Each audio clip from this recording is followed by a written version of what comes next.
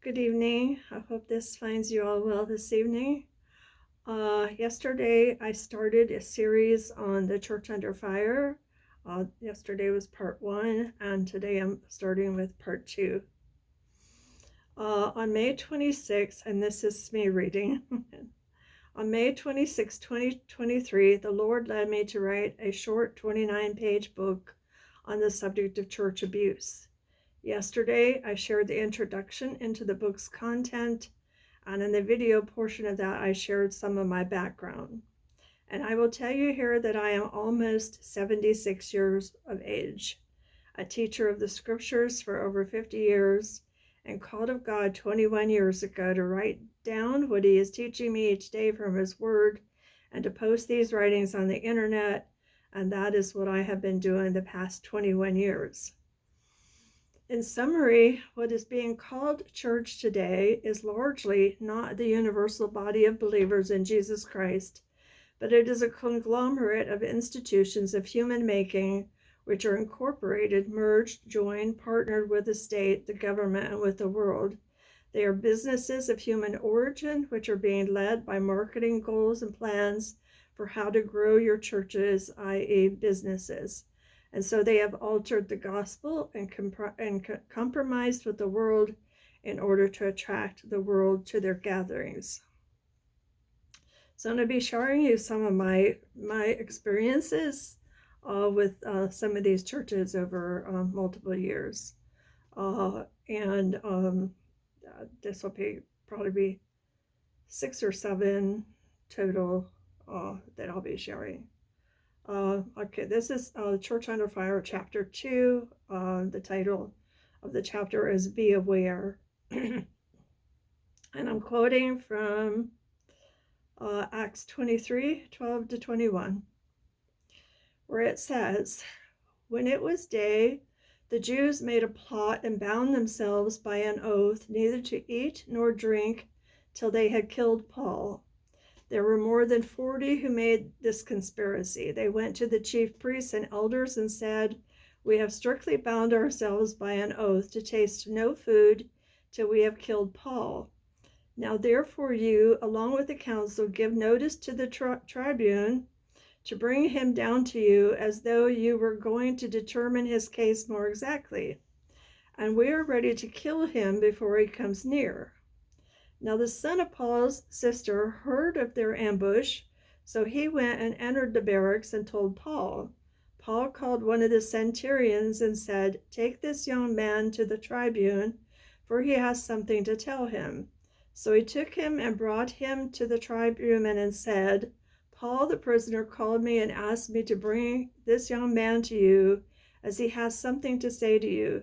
The tribune took him by the hand and going aside asked him privately, 'What is it that you have to tell me?' And he said, 'The Jews have agreed to ask you to bring Paul down to the council tomorrow, as though they were going to inquire somewhat more closely about him.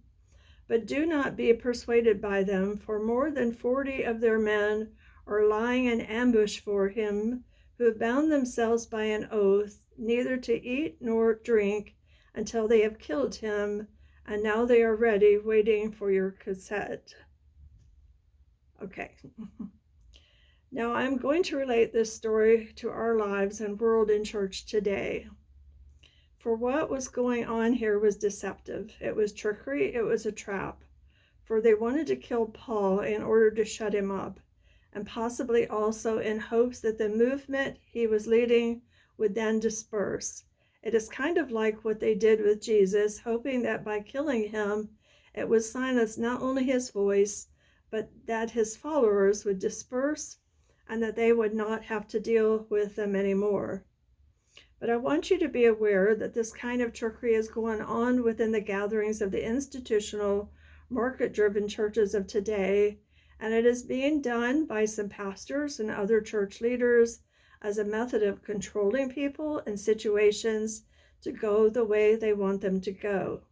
And even many pastors are being trained in deception and trickery as a way to make things happen the way that suits their marketing goals and purposes. And my husband and I were church planters twice, so we went through some of this training, And at one of our training sessions, we were taught that we were to take advantage of needy people in order to get our church plants up and running. But once our church plants were well on their way, we were instructed to get rid of the needy people, for they would weigh us down. Wow. The people in our tiny congregation were needy people, for we were ministering to the hurting and the rejected and the neglected. Also, my husband and I had a ministry to college students and to college-age adults out of our home for 7.5 years, from early 1999 to mid-2006. And there were times when we tried to connect this ministry to a local institutional church because we thought that was the right thing to do. And so from 2002 to 2003, we partnered with a local institutional church. We provided the college ministry for their congregation, and they provided us with a facility where we could meet. And at first it went well, but then I was doing some volunteer work at the church office one day when the pastor called me into his office to talk. He asked me, "Would you say that your praise band would draw in large crowds of people from the world?" I knew exactly where he was going with this, and I also knew that this was contrary to our partnership agreement, for we told him our goal in ministry at that time was to provide a place for young people where they could feel included and where they could feel valued and needed and wanted. What he said he wanted to do was to replace our band with another band, and he wanted me to talk about that with our ministry team, so I did. And we decided to all meet with him, and we did. And when we met with him, I asked him to tell the group what he told me. But all he would say was, "I would never do that." So I asked him if he would never do that, then why did he ask me to ask our ministry team about doing that? But his answer remained, "I would never do that." So what he was doing is called a non-denial denial. He neither admitted to saying it, nor did he deny saying it. He just said he would never do that. So afterwards, he and I talked more, but he still would not answer my question as to why he said what he did if he never intended to do that. And then their session of the Presbyterian Church called me to a meeting. But they made it a prerequisite that I must admit that I lied about the pastor before I could come to their meeting, but I didn't lie. I am not the one who was being deceptive, and I had been totally submissive. So I asked the session if they would remove that requirement, and they refused. So I could not attend their meeting because I would not lie. And so they put me on church discipline, which is totally against the scriptures and the whole purpose for church discipline.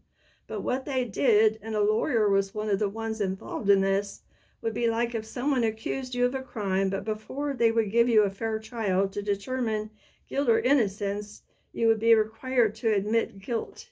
If you could or would not admit guilt, then to jail you went, no trial at all. That's exactly what it was. Do you see how absolutely evil what they did was?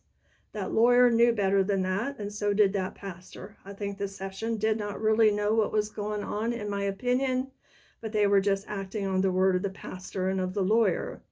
But they had to know that what they were doing was wrong, for you don't make someone admit guilt before you even give them a chance to be heard. That is criminal. But so many of these institutional churches are being taught to use deception and trickery in order to get people to do what they want them to do, and or in order to get rid of the undesirables. Bottom line, we pulled our ministry out of that institutional church and we took it back to our home, which is where I believe the Lord wanted it to be anyway. And the reason the Lord is having me share this with you is so you will be aware of the kinds of trickery and deception and manipulations which are going on in many of these institutional churches, which are market-driven and which are trying to draw in large crowds of people from the world.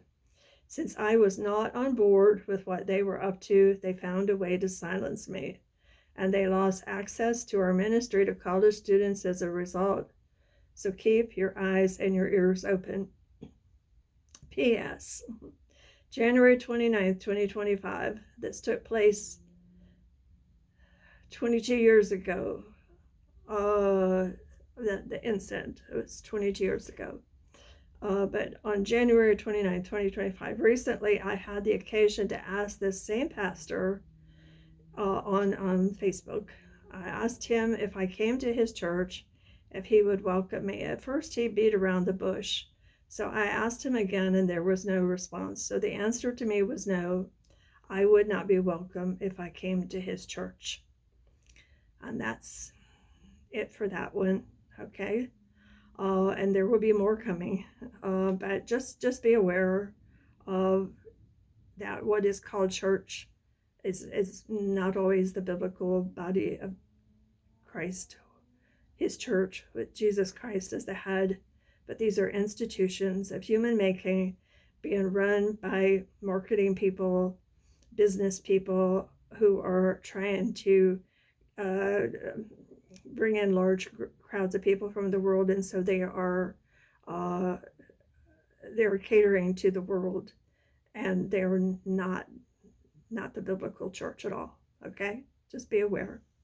Okay, that's it for today.